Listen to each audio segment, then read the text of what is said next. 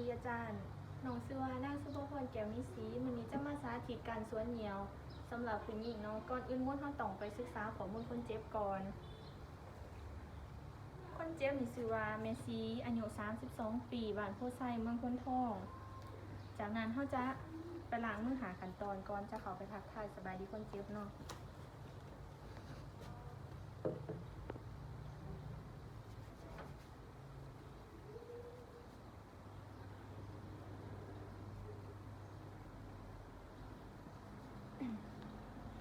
จากนั้นเราจะเข้าไปทักทายสบายดีคนเจ็บเด้อเตรียมอุปกรณ์เข้าไปเลยเนาะ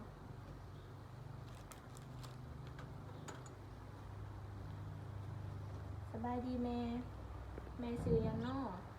อายุจักปีละเด้โดยลูกซื้อนางสุภพรแก้วมิศรีเด้อเป็นนักศึกษาพยาบาลปีหนึ่งมื้อนี้ลูกจะมาสวนเหนียวให้แม่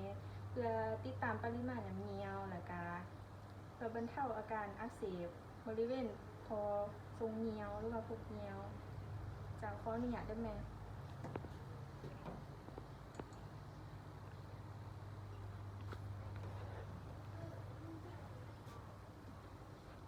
ขออนุญาตเด้อ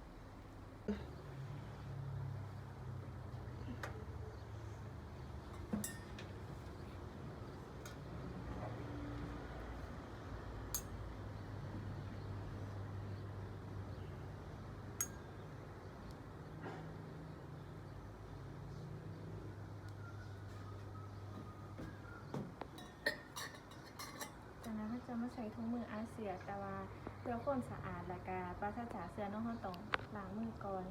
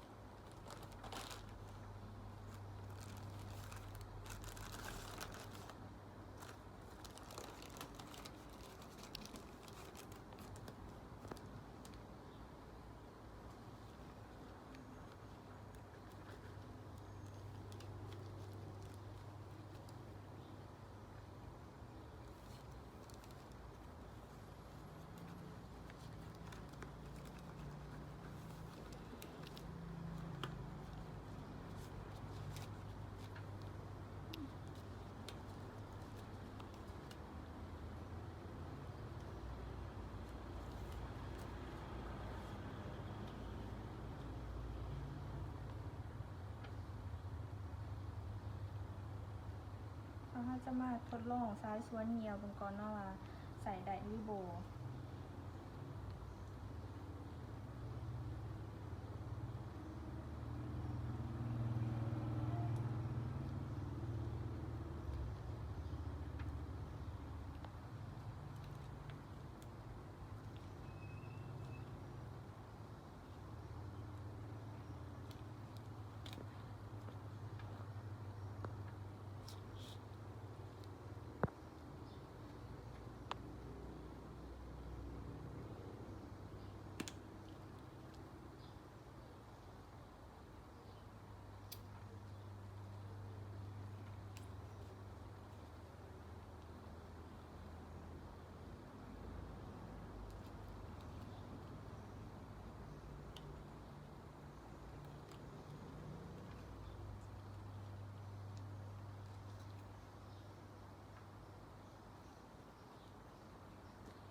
ซ้ายส่วนเหนียวของเรามันใส่ได้ปกติเนาะหลังจากทดลองเนาะว่าซ้ายเราใส่ได้แล้วก่อนเราจะไปส่วนเหนียวเราต้องอนามัยอวัยวะก่อนขออนุญาตได้ไหม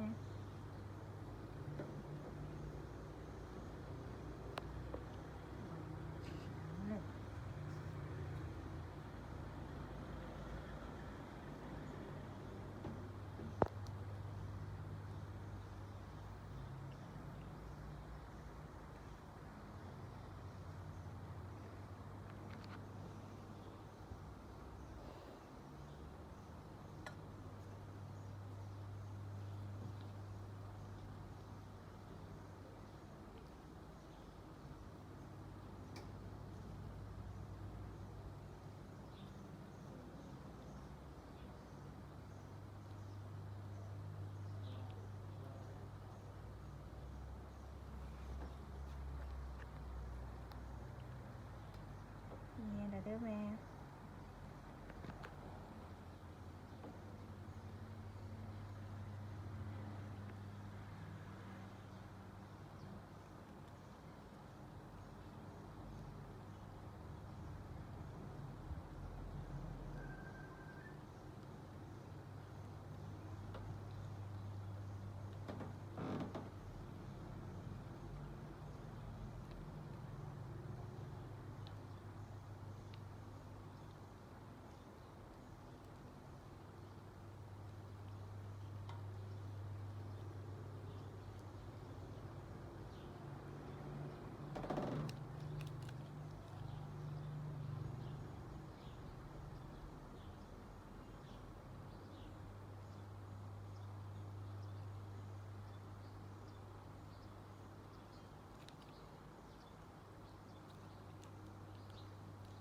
เช็ดหน่อยนึงเด้อ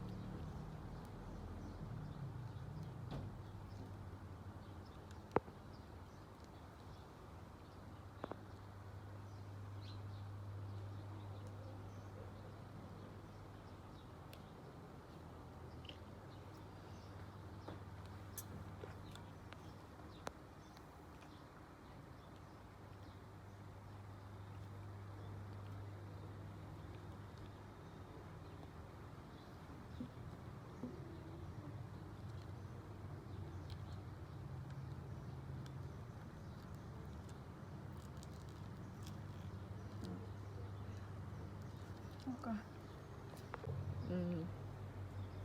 สำหรับการสวนเหนียวของเราแม่นแล้วเด้อแม่ต่อไปมีแต่ระวังเด้อแม่บ่ให้ดึงท่อเหนียวออกหรือว่าบ่ให้พับแล้วก็บ่ให้เต็งท่อเหนียวบ่ควรดื่ม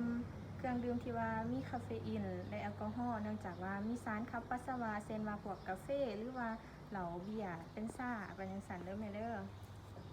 แต่พักผ่อนตามอัธยาศัยเด้อแม่หลังจากนั้นเราจะมาบันทึกข้อมูลของคนเจ็บในการบันทึกข้อมูลก็คือมีสีของปัสสาวะมีสีเปลี่ยนไปบ่หรือว่ามีกลิ่นบ่มีลักษณะเป็นน้องบ่หรือว่าคนเจ็บมีไข้หรือบ่ถ้าหากบ่มีแม่นให้แจ้งกับคนเจ็บทันทีหรือถ้าว่ามีอาการผิดปกติแม่นให้แจ้งทางหมอทันที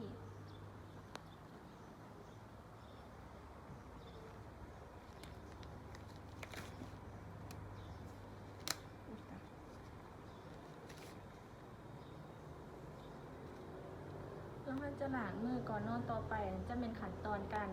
ถอดซ้ายสวนเหนียวก่อนเล่นบนเราต้องล้างมือหาขั้นตอนก่อน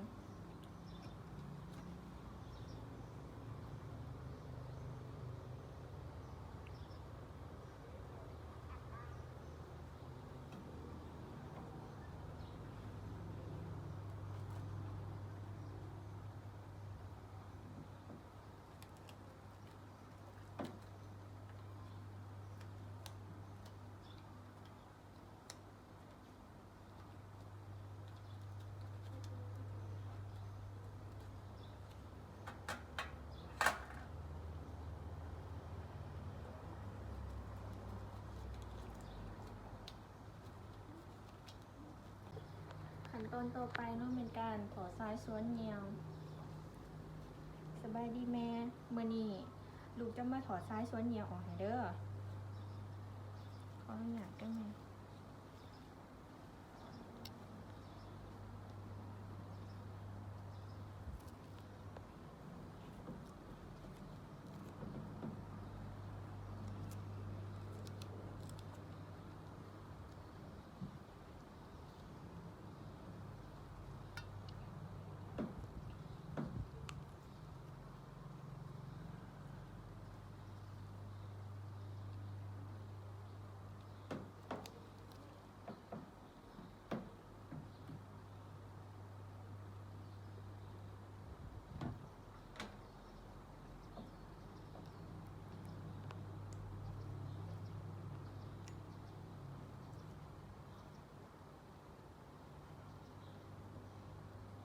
เช็คหน่อยหนึ่งได้ไหม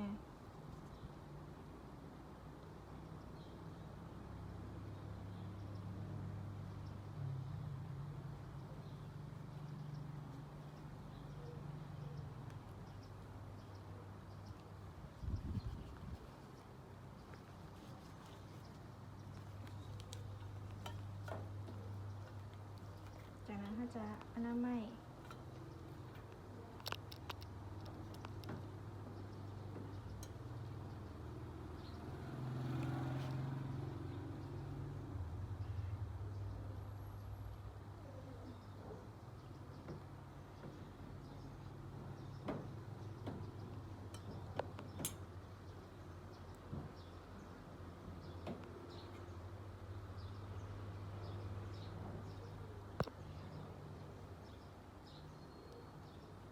แล้วเด้อแม่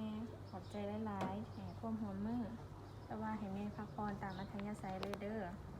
จากนั้นเขาจะมาเก็บเหรียญอุปกรณ์เนาะ